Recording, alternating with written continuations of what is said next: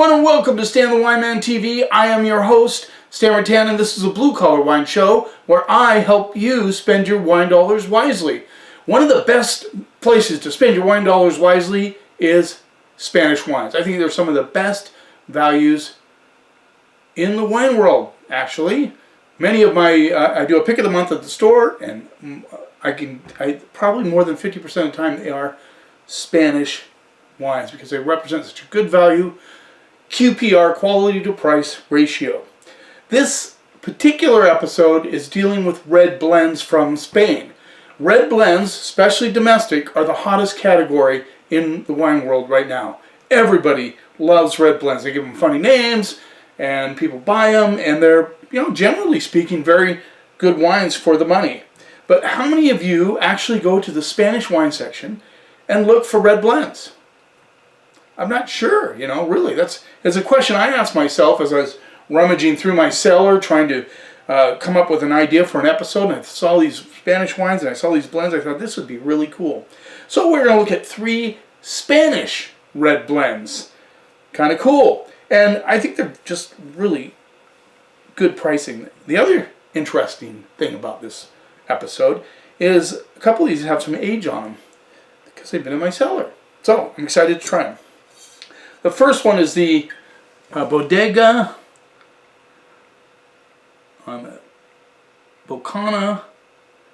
Alcanta red blend from Alicante, Spain. And this is a blend of 60% Tempranillo and 40% Monastrell. And if you're, hey, I'm not going to answer this question, but you tell me, what is the other name for Monastrell? They use it a lot in France, especially in the Rhone Valley. Same grape, different name. You tell me in the comments what that is. So this is a 2014, and it rolls in at $15. There you go. A lot of the domestic red blends, I think, it's not uncommon to see $20 price tag on them. That seems to be an average price. A lot of them you can get a lot of them for cheaper, but a lot of them run $16 to $20. So this is $15, good price. Yeah. A little bit of brown on the edges, which of course indicates color. And it's a ruby red, darker color. There you go. Let's see what we get on the nose. Get a little meat marinade going on. Kind of wilted red flower petals. Definitely cherries. Lots of cherries. I'm getting a hint of cranberry and licorice. Let's see what we get on the palate.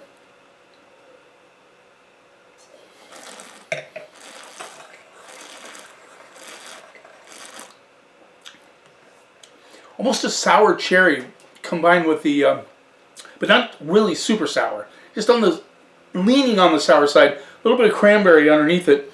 Definitely wilted red flower petals.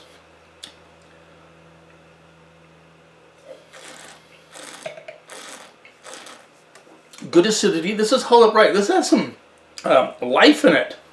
A little verve going on in this wine, which is impressive for a 2014. About just over 7 years old. Yeah, licorice is coming through on the backside. Good balance. It's a little lighter on the palate for sure. It's not a heavy red blend by any stretch.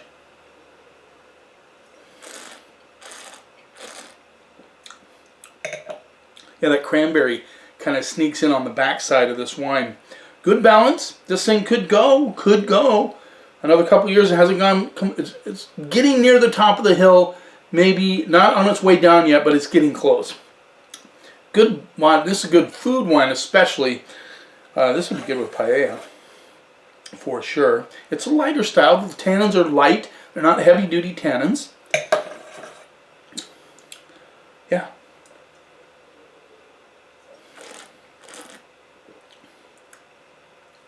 Anybody who'd buy this for $15 would be happy. Yeah, that's a good wine. I'm going to go B- on that. I think it's a solid wine for the money. And it's held up. 2014, that's impressive.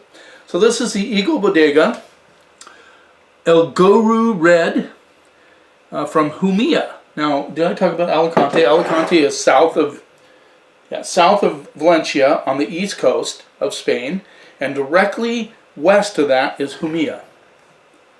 That gives you kind of an idea. And then up, just kind of above, a little more west and north would be Madrid. There you go. So go to Red Blend. The cool thing on this one is the price.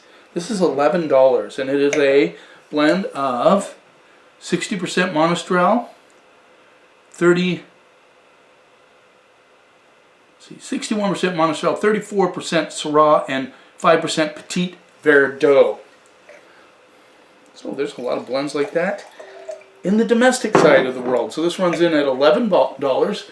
The label reminds me of Chris Christopherson just a little bit. There you go. Jumilla. A lot of great wines come out of Jumilla.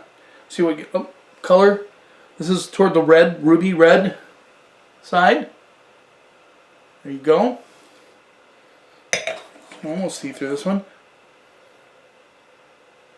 A little chocolate on the nose. Right off the bat I got chocolate. A little currant action. A little dark cherry currant. Chocolate. There's something else in there. Getting a little tiny hit of red fruit under as well. Let's see what we get on the palate.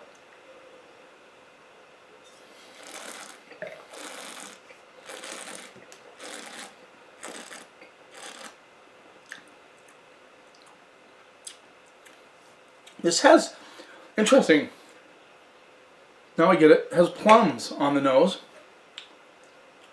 and cherries, plums and currants. Nice initial attack of fruit up front. I mean, you get this big hit of fruit, but then it kind of bounces out and morphs into where the acidity kind of comes in through and keeps it balanced so it isn't a hedonistic wine. Trust me, they can do those in Spain, especially in Jumilla.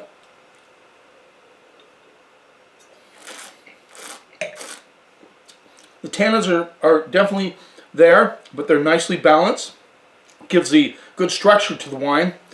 Yeah, I'm thinking this is a wine that could appeal to New World palate, but then in the Old World people like it too. At the backside, I'm getting a little tobacco on the back as well. I like that.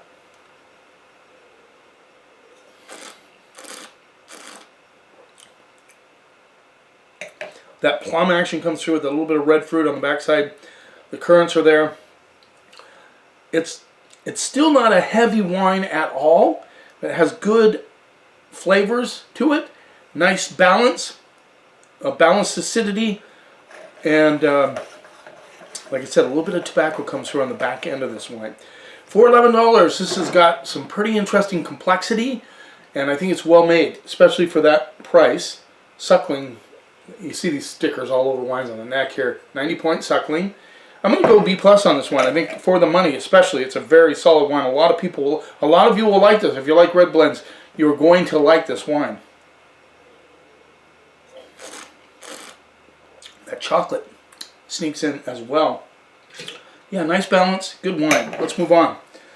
This was a 60, by the way. This is a 2016 as well, red blend. This is the Bodega. They put the Bodega inside. Bodega Castano Solanera, and this is a blend of Monastrell 65%, Cabernet Sauvignon 20, and Tintorera 15. Tintorera Garnacha is Alcanta Boucher, which is one of the few grapes that you can squeeze and it actually gives you red juice without skin contact. Alcanta Boucher. Tintorera. Give this a little rinse. This rolls in at $16. Solanera. From Yecla, Spain. Now Yecla is right next door, the north side of Jumilla. Yecla. That's a smaller little DO.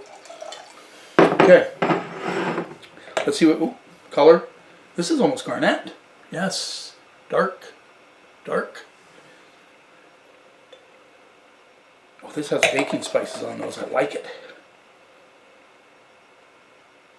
let's just say black. This is really, really dark. I'm going to go with black red. Black and red. Baking spices, I'm getting boysenberry. A little chocolate on this one as well. Blackberry, boysenberry, blackberry, boysenberry. I'm gonna stick with boysenberry. And some dark cherries as well. Let's see what we get on the palate.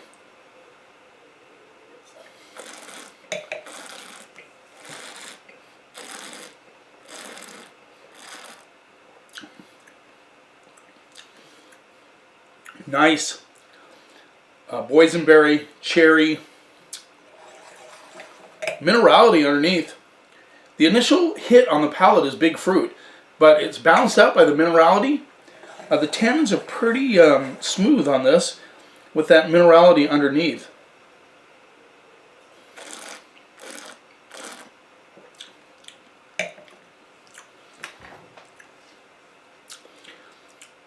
There's just a touch, just a hair of bitterness on the mid palate, which is not pudding because the fruit is big enough that you just kind of get that little hit of bitterness on the mid into the finish where the minerality really starts to pop.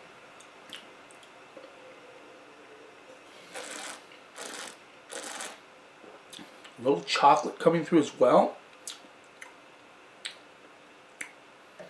And now right at the very end I'm getting a little pyrazine action, like a little salal leaf, but it's so subtle, but it's there, really there. That could be what that bitterness is on the mid palate that morphs into that kind of pyrazine. That kind of it reminds me of salal leaves, probably because I picked Tuck and Salal when I was a teenager. But yeah, I like that a lot. Solid wine. Once again, this is a wine where New World wine drinkers, guys who like domestic red blends, might like this wine because it has the fruit. But then Old World wine lovers say, yeah, it's got the fruit, but yeah, it's got that minerality. Again, it's not heavy tannic wine.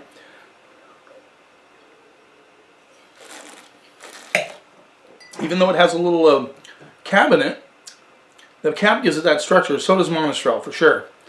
And Tintorera, Alcanta Boucher. Very cool wine, good complexity. I'm going to go B plus A minus on that. I think it's solid wine. There you go. How many of you walk in the store, like I said, and search out your Spanish wine section of your wine store and say, hey, let's find a red blend. Have a little fun with that and see what you can find in red blends from Spain. And you'll probably save some money because they tend to be very reasonably priced. There you have it. Thanks for taking a little time out of your day. And your day.